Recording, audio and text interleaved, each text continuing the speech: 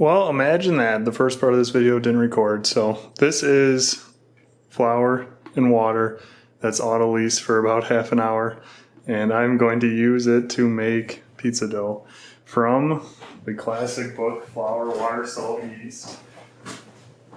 Hi, I'm Ben from Ben's Kitchen and Garden, and I'm trying out this new Miyoko's Creamery product, which is a vegan liquid mozzarella. So it comes in a container like this. It feels like a liquid. I've not opened it yet, but it's supposed to be melty, bubbly. What does it say? It browns like no other. So curious to try that. This is just a classic overnight pizza dough recipe from flour, water, salt, yeast. Nothing that special about it. This is just the flour and the water, the process of auto-leasing, letting it sit, letting the flour hydrate, and letting the gluten develop.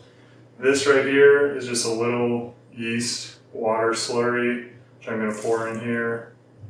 And then this is just my salt that I already measured out. So I'm going to dump this in and just give it a mix with my hands here. I'll bring the camera around so I can show you that. Alright, so in the book they recommend that you make this yeast slurry, and you can see that really helps it sort of distribute, and then the salt is in there. Now the book is famous for these oversized Cambro containers, but it is actually really handy for this reason, because when you're folding everything together, it's nice to have a ton of space to operate. And this is the interesting part about that auto lease, is that when that sits, even for half an hour, that dough just really comes together. And that's before you add the yeast and the salt. So just the flour, just the water, and then let it sit. I've written about it a couple times on my blog, but it is a pretty practical and time-saving technique for home bread baking. Now, I'm doing, this is from the book. It's like, I can't remember what he calls it, Ken Forkish. It's like the claw or something. So you go through here and you cut this, and you cut this, you use like a pinching method, and then you fold everything over and it all just comes together.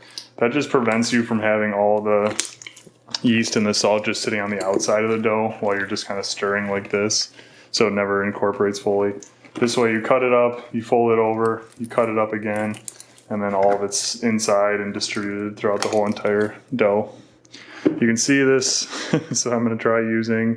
I'm curious, it kind of makes sense in my head how this would be a good idea, but it also makes me wonder about pouring liquid on top of sauce, which is already a liquid. I think that might be obvious, but it just has me wondering how it's going to melt and bubble and brown like no other when it's just liquid on top of liquid. It's got a little bit of starch in it. It's primarily cashews, which have a lot of starch in them already. So I think it'll be delicious. I just can't picture how it's going to work on a pizza. But when I saw it, and it said new next to it, I had to try it out. So this is looking good. This feels good. I'm going to let this sit. This will go for about an hour or two. I'll fold it once or twice, and then I'm actually going to let it sit out for a little bit longer and then throw it in the fridge overnight. This is the pizza dough after it's been sitting for about 14 hours. You can see it's active, but it's not overwhelmingly so. And it's still a little bit cold. It's been out of the fridge for about 2 hours now. So this here is one of my favorite pans. It's a Lloyd pan. It's kind of the gold standard in like Detroit style pizzas. I have a bunch of olive oil in here. Really fun pan to use because you get this really nice crispy crust on the edges. And then it's also like a deeper, sturdier roasting pan. Totally fine to use for other things, but it is absolutely perfect for like a little deeper dish pizza. So I know I'm going to have extra dough here, so I'm going to pour this out and then likely cut a little piece off. And here comes FedEx. Let's see how the dog does.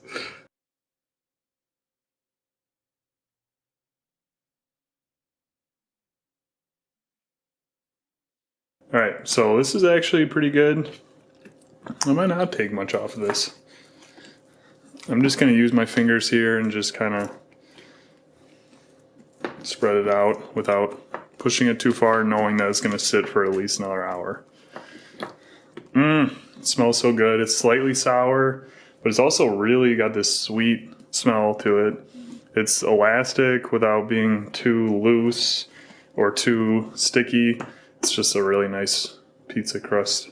So this is good enough for now. And I'll pour a little bit more olive oil on the top so you get a nice covering. But you can see that's just gonna sit, and as it rises, maybe even to about halfway up the pan, that's when I know it's just about ready to go. So awesome pan. I can put a link in the description and on my blog, but if you make pizza at all or focaccia at all, this is a worthwhile investment. This is the dough after it's sat, and I put it actually in a warm, like 125 degree oven, just so it would proof up quicker. It's a little bit cool in my house. You can see how active it is, and now it's ready to go. So for toppings, I have a tomato sauce, which you can actually see the video of me making this. I just strained this out so it's a really nice, like, thick, chunky consistency, which is what I'm looking for. It's really pretty. I seasoned it up a little bit more, made it a little bit spicy. And these are just roasted portobellas.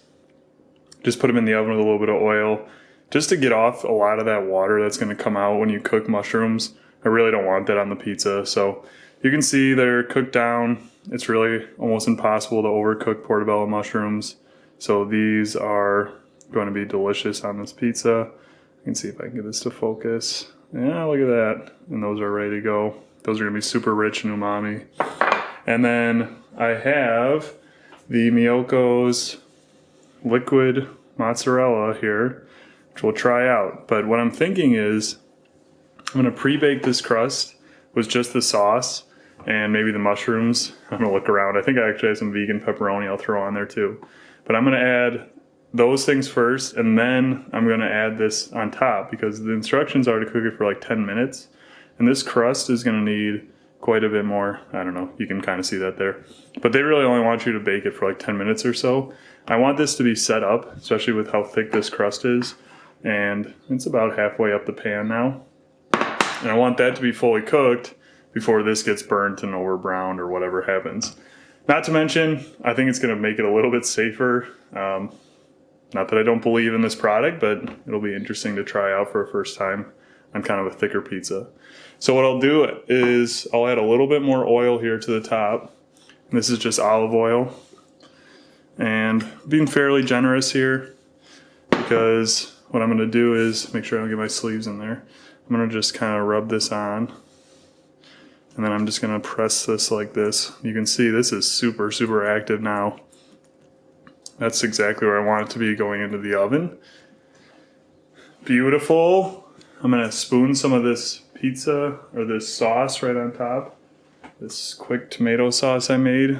And you can check out that video of me sitting over that giant pot of boiling tomatoes, which I was feeling kind of nostalgic and rewatched, and I'd love to be sitting outside and enjoying a giant pot of boiling tomatoes. But while you're doing it, it can be kind of a pain. But when you're done and you have awesome tomato sauce like this, you can see how rich and deep that color is. It's pretty cool. So that looks good. I'm just going to kind of spoon that on and that'll spread out. I made those little divots there. It'll soak into that. It's going to allow it to just sort of rise up. And then like I was saying with this pan, you get these, you just get a ton of crust. I mean, you get really deep, thick crust, and makes a perfect kind of focaccia style pizza. I'll throw these mushrooms on there now too. And maybe I'll do the cheese and the pepperoni after. Pretty, so many colors. Not overloading it. Use the rest of these for salads or whatever else I eat this week. They almost have like a fishy-like texture and consistency, which, you know, if you're an anchovies fan, know the flavor's not at all the same, but some of the sort of like chewy bite of it is reminiscent. That looks good. Cool. So I'm going to pop this in a really hot oven, about 450, 500 degrees. I'm just going to let this crust go for just let it set up. So maybe 15 minutes, something like that. I'm going to put it on the bottom third of my oven so that the bottom of this will be nice and crisp and golden. Take it out, and we'll go for it here, folks. So that is after about 20 minutes in the oven at 450. This is the field roast vegan pepperoni, which I really enjoy. I'm going to put it down and then add the liquid mozzarella on top. I'm trying to make that mozzarella the last thing so it really browns up. This does cook up really nicely, but it also is actually pretty good as it is. You can see it has these little pockets of whatever they put in there, some sort of like methyl cellulose fat in there. It's like a little white piece of fatty, I don't know, goodness, melts up really nicely. Now for the moment of truth, I shake this up. And what will be kind of cool is that around the edges, it should hit that hot pan and set up right away. And I pour this on. Now it's not perfectly flat. Ooh, ah. Okay, well, it's probably plenty, but it's not a full bottle. That is just an incredible color of white. It's almost like a eggshell white. A drywall white there is shockingly white, but that looks good. All right, let's pop it back in the oven. This time top rack, 450, and let's let it go for another 10 minutes or so. This is after 20 minutes in the oven at 450. I put it on pretty thick in the middle, so I left it in there for longer, but you can see, I mean, that is pretty impressive. It is bubbling, it is definitely browning. It smells absolutely delicious. And I'll zoom in a little bit here. You can see it looks pretty melted and also set up. So compared to how it poured out of the bottle and how it cooked up, it's pretty nice. Now, normally with this thick of a pizza and this style of a pizza, I really want this to sit for a while. And sometimes I'll even let it cool down. It's just so hot, and because that crust is so thick, it can be really gummy if you eat it just right out of the oven. Not to say that I have not done that and it's not delicious, but to try out this, I think I'm going to let it sit for a little bit and then cut a piece.